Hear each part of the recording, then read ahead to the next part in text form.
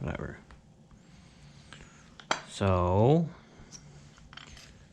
this is the main shaft for the starter for my bike, and this is the bushing for it.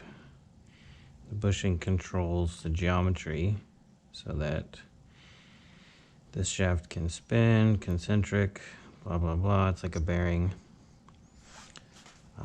And then it's got actual roller bearings on the nose. So it's got bearing here supported by this bearing. Well, this bearing makes these noises and has a bunch of play in it. You can see it moving around. So what that does is it will make the shaft wobble like this, and these things have to contact brushes in order for electricity to go through and make it spin. We're not going to do a physics lesson on how all that works right now, but basically this, let's get really close. This is on my head, so this is all fucked up. So the fact that this was not supported was sucking up a lot of energy and burning up my battery. So what I did was I realized that I had this old junky turbo center section which had bushings, and this was oversized, and it was perfect because it was too big on the outer diameter, too tall, and too small on the inner diameter, which means I could cut all of that away and end up with something that does this. So this now fits, spins nicely, has very little play. It has to have some play, just because it's a bushing. It's not supposed to be press fit, but it's not supposed to rattle like this and be all wallowed out and fucked up. So this lives in here, so I gotta press this in down there, which is no big deal. I'll do that in a second. But this whole process was pretty fun because I had to make myself this lathe essentially so that I could clean up the surfaces like so. I don't have this thing on here.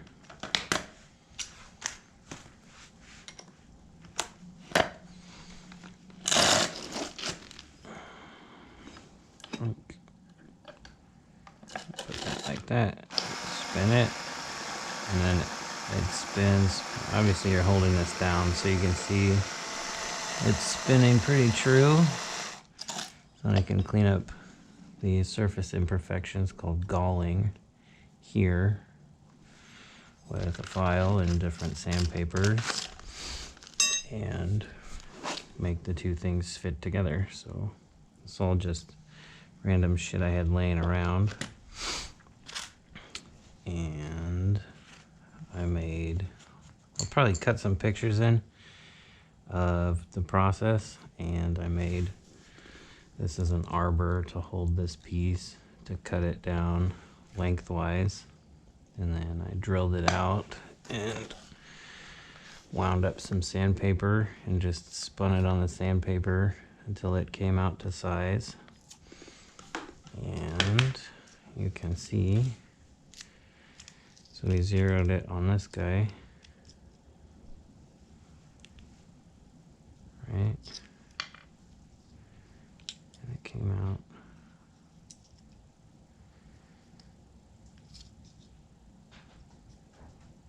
pretty close. I mean, plus or minus 5 is pretty ridiculously tight for what we're working with here.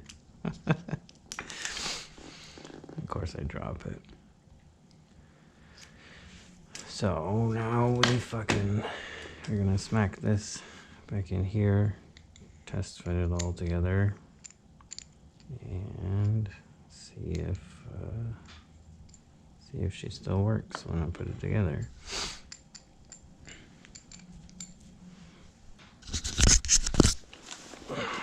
Okay, so here you can see the bushing. I just smacked it in, and she fits. There's not any play. You would hear it. It would sound like this. But that's up and down because this direction is obviously not controlled by the other parts. But there's none of this kind of noise, which is what you're to be listening for. So it smacked right in real nicely, looks good. It's nice and flush, it fits, it's tight, it's not falling out. This is good. You can hear it sliding into place. That's good. So we're gonna put it together. Normally there's more stuff in here. There's a brush holder and brushes. One of them soldered here, so I had to desolder that and resolder it. But we're gonna put it together dry and make sure that when all the components are aligned, that the shaft still spins freely. And that will tell me if the work that I did is dimensionally correct as far as concentricity goes, because I might have the right size hole in the wrong location, or the right size hole at the wrong angle. So when I put this together and then spin the shaft, that will be the test to see if my hole is concentric, which I'm reasonably certain it is. But, I don't want to reassemble the whole fucking bike, because they built the whole bike around the starter just to find out that she don't work. So there you can see the magnets doing their thing. Now we're gonna put the nose piece on, align these two notches, put these bolts in.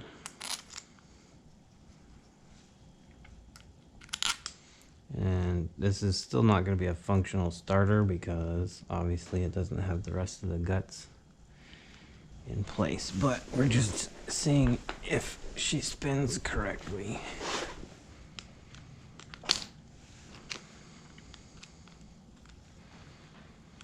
It was making like a really weird like whirring noise where obviously there was too much play in the back of the shaft here, and it was doing this, and that was making a crazy noise. So once I get the guts, the actual guts back in it, in another hour or so, then we'll test that out. Oh, it's fucking right in front of me.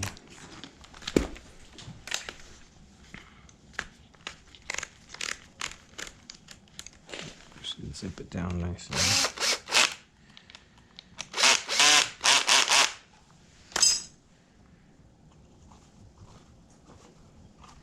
So it's gonna have some jittery motion because of the magnetic fields passing the steels passing the magnetic fields, but it's consistent. It's gonna have some end play because these washers control that, and they're obviously not in there. So all signs are pointing to a good repair. Very nice. So some of you may be wondering how I pulled the old bushing out, and that's a good question, because it's in a blind hole. It's very tiny, and you would need a tool to reach in, grab the lip, if there is even a lip behind it, and then pull it all the way out. And those are very specific. The sizing on the bushings that you're going to run into are all different sizes. So the trick is, you take the shaft and the snout and you pack, don't laugh, you pack a bunch of breadcrumbs, not dry breadcrumbs like you would put in salad or whatever, but you literally just rip pieces of bread and you stuff them in there, and then you get them wet. And you take the snout, you push it in here, and you give it a couple whacks, boom, boom. And the bread will actually force itself in, under, and then back up and push the bushing out. It takes a couple times. You gotta stuff the hole again and then pound it and then stuff the hole and tap it out. But eventually you will get, you'll hit it a couple times, and then you'll pull the snout out, and you'll see your blind bushing out of its hole. And from there, you're in good shape, and you can proceed with the repair. But just wanted to note that for you newbies, that if you've never done that before, it's it's pretty fucking entertaining to be looking at all of your tools and then just a random piece of bread. All right, so here we go. We've got the battery out of my other bike, because this bike has murdered every battery. We have the newly reassembled starter with all of the guts in it. We have jumper cables. We're going to ground it, and we're going to send power to it.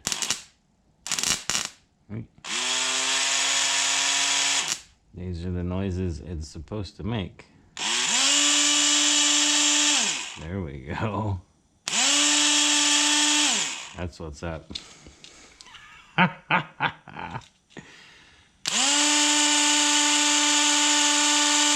Yeah, buddy. So, the trick was lots of stuff. But she's ready to go back in, I believe. I believe in her. She sounds good. She sounds amazing. Maybe I put her back in on camera.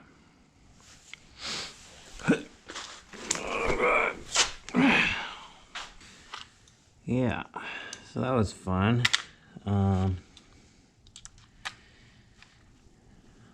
will roll in some pictures here of the brush springs, which were totally worn out, because I don't want you to see me wandering around like an idiot looking for a Phillips head. This might work. You get the fucking thing.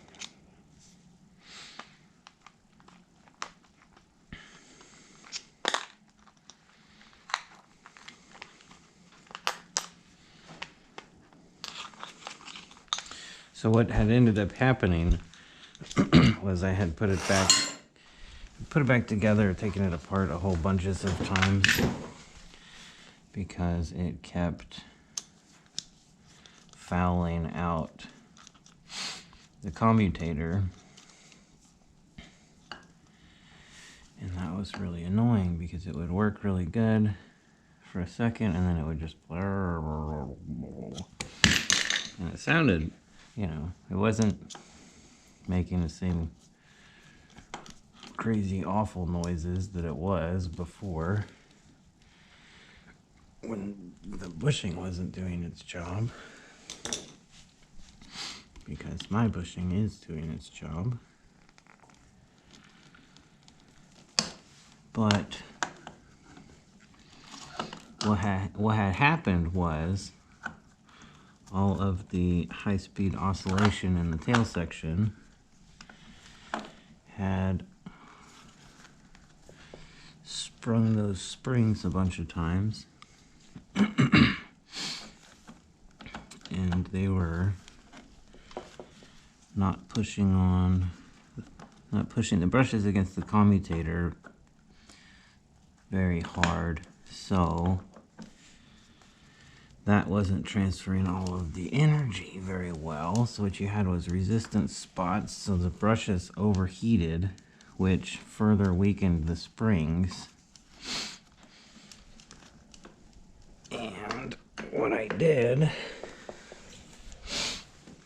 was I took a clicker pencil, or clicker pen, that had a spring that felt about as stiff, you know, on my calibrated spring gauges that I know as fingers. And it felt about the same, or a little stiffer, which is good. So I repurposed clicker pen springs, and cut them just a little bit longer than the smashed 20-something-year-old springs for the brushes. Why don't these start?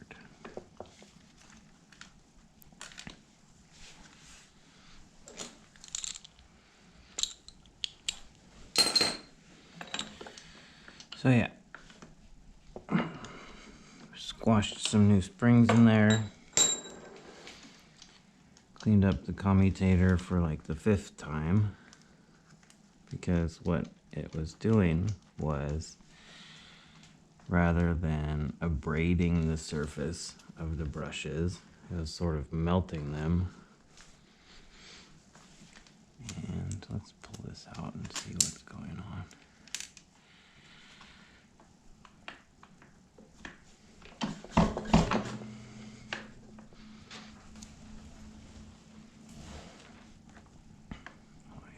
Seat in there properly. Try it again.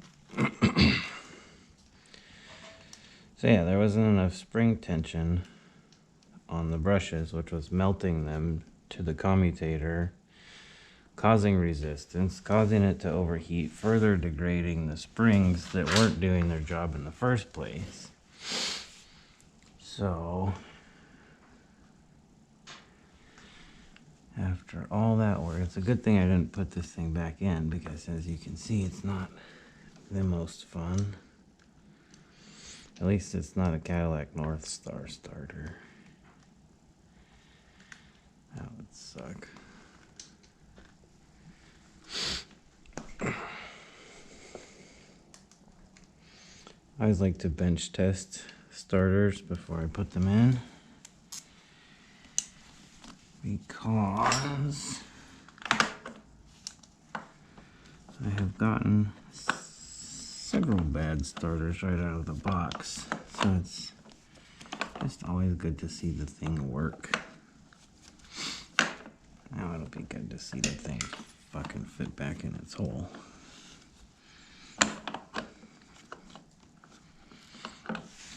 Maybe there's something in the way. Like a bunch of dirt.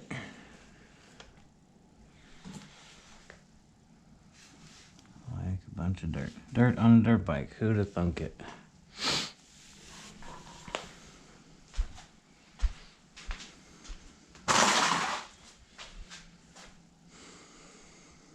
Is there a quieter way I can do this? For the neighbors.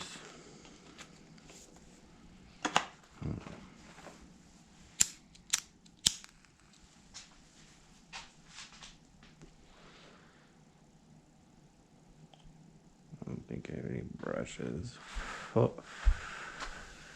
The brush.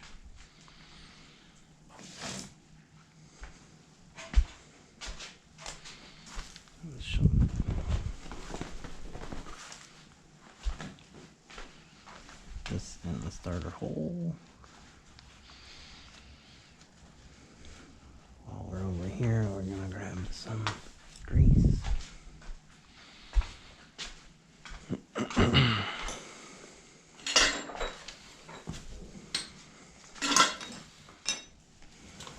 gonna move the clean parts out of the way.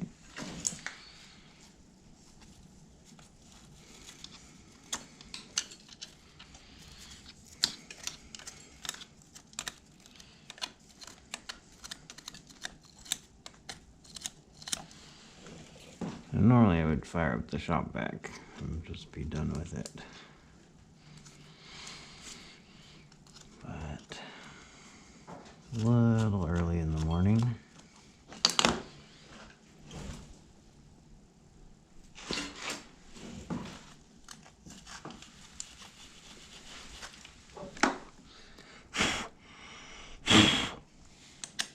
Dirt on a dirt bike. Weird. Weirdest thing.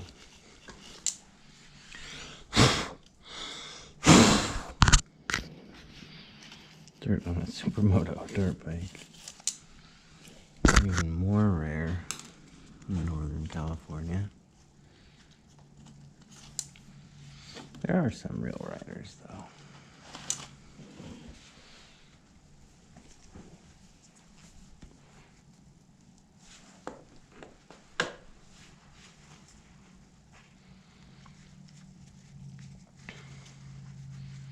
Syringes are the best way of applying grease.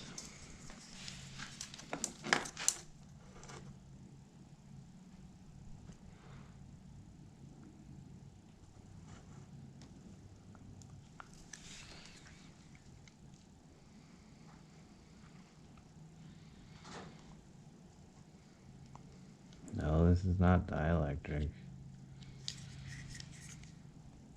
This is synthetic silicone. I'll roll a picture in it.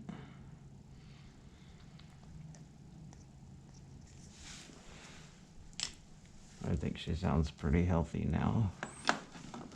She's rebushed.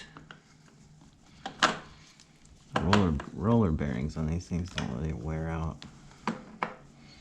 Yeah, that feels better.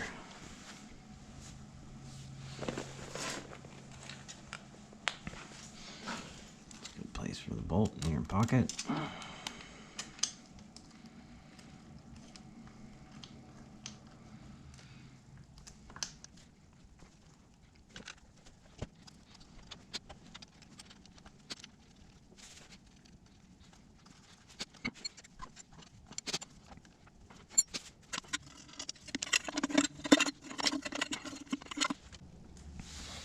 Hands work better without a bunch of shit in them.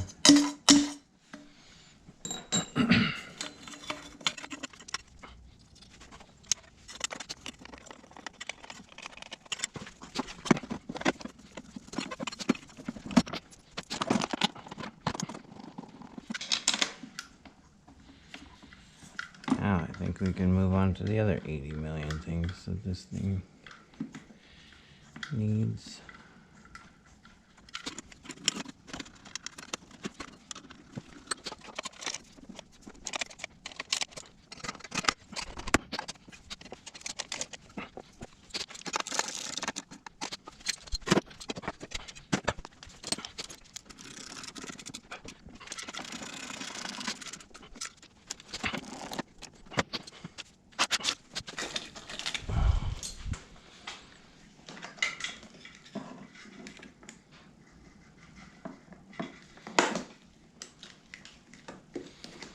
Not recommended practice.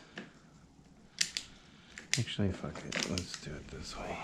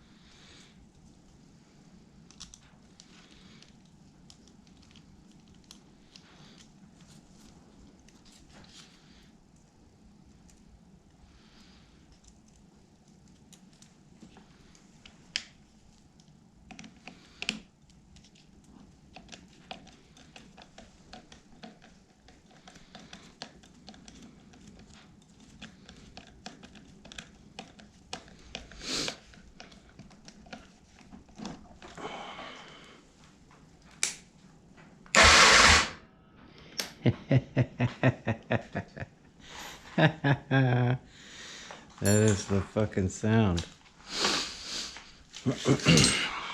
That is the sound.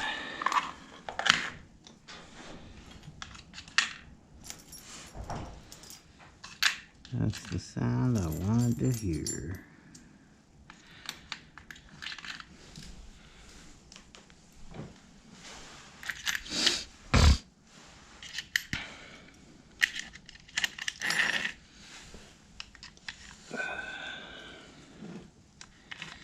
Yeah, that shaft being misaligned, the brushes being disgustingly dirty along with the commutator, and also not making good contact was just the trifecta of murdering the itty-bitty batteries that fit in this thing. And then when you add to that the fact that it wasn't utilizing half of the charging system due to half of it being alternating current and half of it being direct current, you just get a recipe for a bike that's going to leave you stranded, like it did a bunch of times to me.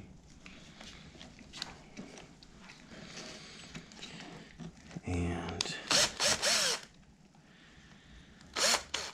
that's not a vehicle. That's just an emergency situation waiting to happen.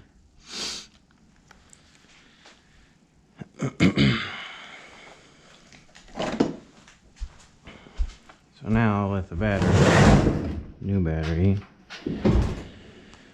when I can afford it, and some other things, little wiring touch-ups and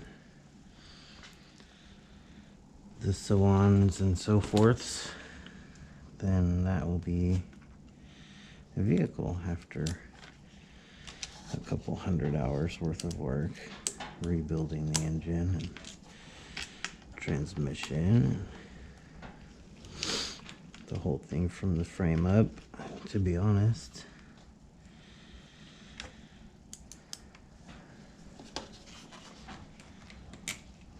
Just doing the works.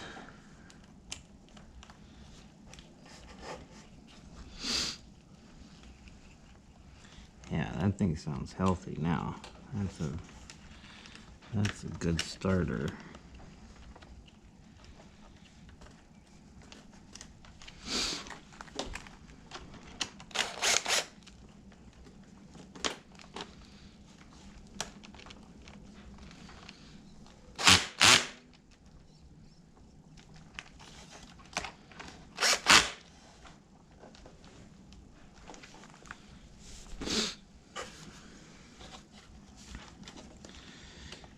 Good sounding starter motor.